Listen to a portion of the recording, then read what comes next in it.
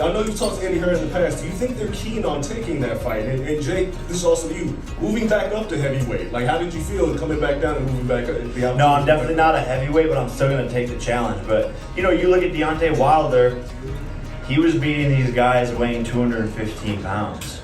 So anything is possible. Granted, he's like 6'6" or something, but anything's possible. And so I like the challenge. People, that's the criticism. Fight someone in their prime who's a beast. I think people just want to see me lose. That's really what the message is behind it all.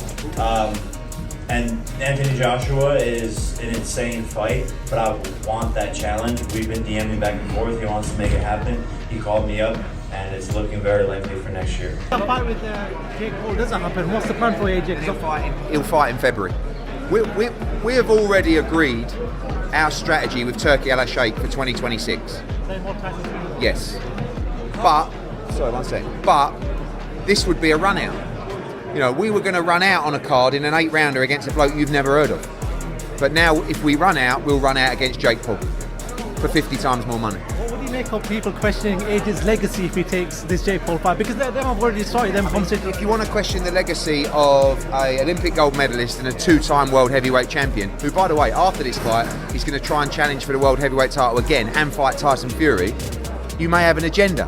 One thing I will say is you can't eat legacy.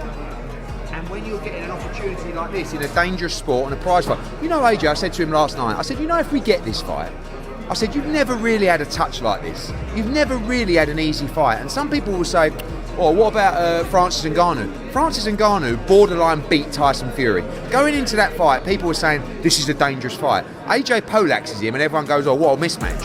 What about the Tyson Fury fight? Do you know what I mean? This, for me, is an easy night's work. And let the geezer go in there. The profile's going to be massive. He's going to come out the other side an even bigger star with a pot load of money, and then we go back to our normal work to try and win a world heavyweight title. The Zone have said, what do you want to do? And I've said, if it's real, I want to take the fight. And we'll work out a way to make it happen. The Zone have never been restrictive for us of giving fighters great opportunities. They did the same thing with Katie Taylor. You can't stand in the way of a person like this to fight Jake Paul. You know, otherwise we're going to fall out. And that's why the Zone are always very fair.